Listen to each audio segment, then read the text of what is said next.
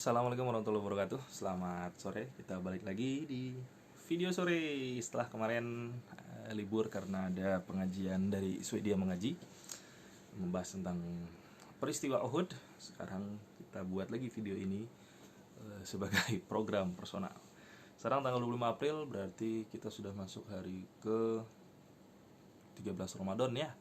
Mudah-mudahan puasa kita semakin baik, amalan-amalan harian kita juga semakin baik, ibadah-ibadah wajib kita juga semakin sempurna, ibadah-ibadah sunnah semakin banyak kita lakukan. Hari ini saya pengen sedikit menyampaikan tentang karena kita lagi-lagi bersumber dari buku karya Ibnu Al-Jauzi, judulnya Said Al-Khatir. Ada satu nasihat yang menurut saya juga sangat menarik dengan judul Amalan di Tempat yang Sepi. Kata Ibnu Al-Jauzi, amalan di tempat yang sepi itu seringkali membuat seseorang dicintai oleh orang yang beriman tanpa dia sadari. Contoh amalan di tempat sepi adalah misalkan ya kita tidak memamer-mamerkan amalan-amalan ibadah-ibadah kita, qiyamul lail kita gitu ya, dan bacaan-bacaan Quran kita, tilawah-tilawah kita, sedekah-sedekah kita, itu kita lakukan di tempat yang sepi. Kenapa kita lakukan di tempat yang sepi? Bukan berarti terus kita tidak bukan berarti terus kita berusaha supaya tidak dilihat manusia karena takut riak. Kenapa? Karena bisa jadi itu justru riak sebenarnya. Jadi kita juga harus bisa bedain, karena ada orang yang mau sholat atau mau beribadah nggak mau di tempat umum. Kenapa? Karena takut menjadi riak, takut dilihat manusia. Tapi niatnya itu bukan karena setulusnya itu. Niatnya ya karena justru bisa jadi itu adalah riak gitu ya, supaya itu ada malah terbalik, dia akhirnya nggak mau melakukan ibadah di tempat umum, akhirnya dia meninggalkan ibadah dengan alasan tidak mau dilihat manusia, padahal itu justru menjadi riak. Karena sejatinya sebenarnya secara konsep ibadah mau di tempat umum mau di tempat sepi ya lakuin aja, mau dilihat orang mau nggak dilihat orang ya dilakuin aja. Cuman tetap ada beberapa ibadah yang sebaiknya itu orang lain tidak mengetahuinya. Salah satu contohnya adalah sedekah. Bahkan dalam hadis dibilang, kata Rasulullah, hadis lagi, infak atau sedekah kita itu, kalau tangan kanan kita berinfak atau bersedekah, tangan kiri kita sebaiknya tidak bisa melihatnya. Jangan sampai melihatnya. Kenapa? Karena tadi takutnya terjadi rasa bangga diri, takutnya terjadi rasa iri dari orang lain sebagai ini, bahkan cuma tangan kanan sama tangan kiri. Makanya memang nanti implementasinya disampaikan oleh para ulama, para ustadz-ustadz kita, guru-guru kita menyampaikan memang sebaiknya ada amalan-amalan yang tidak kita pamer-pamerkan.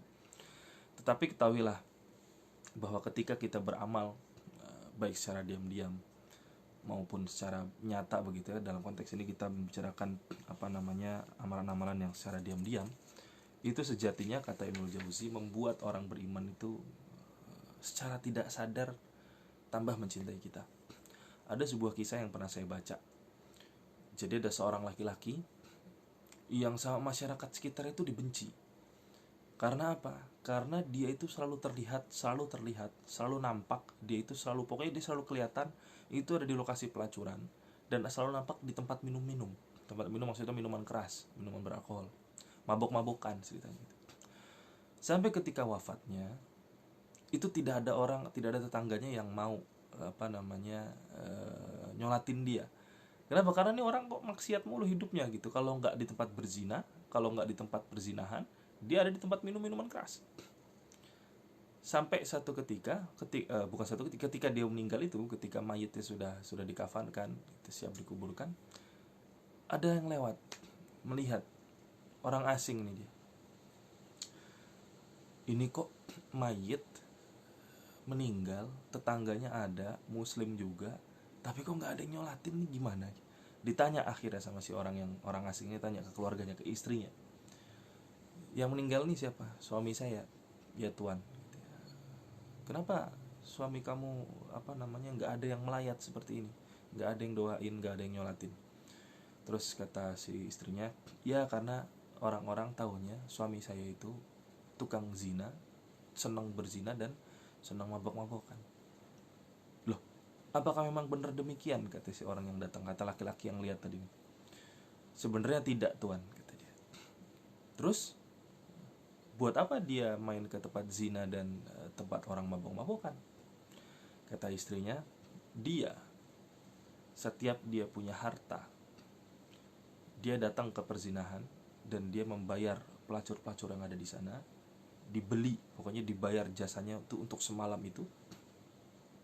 Supaya apa? Supaya tidak ada pemuda-pemuda muslim yang memakai jasa mereka lagi. Jadi habis dia bayar para pelacur itu, dia pergi.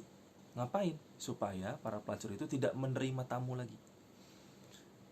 Terus kalau dia ada rezeki masih lebih, dia datang ke tempat minuman keras, dibeli itu semua bir, dibawa pulang. Kata istrinya, saya juga pernah ngingetin, kalau kamu melakukan ini terus tanpa ada orang yang tahu, orang akan semakin membenci kamu. Kenapa? Karena orang taunya kamu berzina, orang taunya kamu mabuk-mabukan. Tapi apa kata suaminya? Enggak masalah, insya Allah. Terus nanti kalau kamu nggak ada yang tahu, kamu wafat, nggak akan ada tetangga kita yang mau nyolatin, kata istrinya gitu. Terus kata si laki-laki ini, tenang aja, khalifah yang akan nyolatin saya. Khalifah yang akan nyolatin saya. Begitu diceritakan itu, si laki-laki ini bergetar, nangis dia. Demi Allah hari ini akan aku sholati dia, kata dia. Kenapa? Karena ternyata dia adalah si khalifah itu, dia lagi keliling gitu. Dipanggil tentara-tentara, pasukannya dipanggil, disolatin laki-laki tadi. Kenapa? Karena dia punya amalan yang dilakukan di saat sepi, yaitu apa? Dengan hartanya dia membeli, bukan dalam tanda kutip membeli ya, dia membayar para pelacur dalam tanda kutip. Untuk apa? Semalaman tuh dia dibayar para pelacur itu untuk apa? Agar para pelacur itu tidak menerima tamu pemuda-pemuda yang lainnya. Begitu juga dengan minuman-minuman keras, dibeli semua minuman keras di malam itu supaya tidak ada lagi masyarakat yang bisa mabuk-mabukan. Sampai rumah dibuang birnya, sampai rumah birnya dibuang, khamrnya dibuang. Inilah amalan-amalan di tempat yang sepi. Kata Ibnul Jauzi, amalan-amalan seperti ini ibarat orang memasukkan kayu gaharu India ke dalam perapian, kata beliau di tulisannya. Karena apa? Kemudian asapnya terbang kemana-mana, menyebarkan wewangian yang sangat sangat indah, sangat enak dicium. Jadi amalan-amalan yang tersepi itu akan dikenali sama orang-orang beriman, akan dikenali sama orang-orang beriman. Walaupun dia tidak memamerkan amalan itu, tetapi karena orang beriman itu orang yang memiliki kepekaan gitu ya terhadap kebaikan-kebaikan orang lain dan tanda-tanda dari Allah Subhanahu wa taala, bahkan dengan cara yang paling ekstrim sekalipun begitu ya, itu akan tetap terlihat di depan orang-orang beriman, entah bagaimana caranya. Tetapi sebaliknya, kalau kita melakukan amal-amal keburukan di tempat yang sepi, ini juga membuat orang-orang beriman di sekitar kita, sadar atau tidak sadar, semakin menjauh. Bahkan kata Ibnul Jauzi, semakin dibenci dia sama orang-orang beriman. Kenapa? Karena orang yang bermaksiat di saat sepi, ini pukulan buat saya juga gitu ya. Bisa jadi kita adalah pelaku maksiat di saat sepi melanda, di saat sepi sedang menghampiri kita, di saat kita sendiri, di saat kita dalam keadaan sepi, tidak ada orang yang melihat, kita justru melakukan maksiat. Ini adalah justru ciri-ciri kita menganggap Allah itu tidak maha melihat. Padahal sejatinya justru ketika kita sedang sepi, ketika kita sedang sendiri, itulah di saat Allah sedang melihat kita. Di saat ramai, Allah juga melihat kita, ditambah ada orang lain melihat kita. Makanya kata Ibnu Jauzi, ketika orang itu bermaksiat di saat keadaan yang sepi, tetapi di saat ramai dia tidak menampakkan maksiatnya, dia justru menampakkan ketaatannya pada Allah, ini kata Ibnu Jauzi justru akan menjerumuskan pelakunya ke jurang azab gitu, ke jurang kesengsaraan di dunia maupun di akhirat. Jadi bukan dari sini nasihat ini bukan terus kemudian kita malah menampakkan maksiat kita, itu makin salah lagi. Kenapa? Karena kata Allah, kalau sudah melakukan maksiat diem aja, jangan ngomong ke siapa-siapa, jangan membongkar aib kita sendiri, jangan membuka aib kita sendiri, jangan bilang-bilang ke orang kalau kita sudah melakukan maksiat ini dan itu. Kenapa? Karena dari situ malah nanti Allah tidak akan memberikan pengampunan.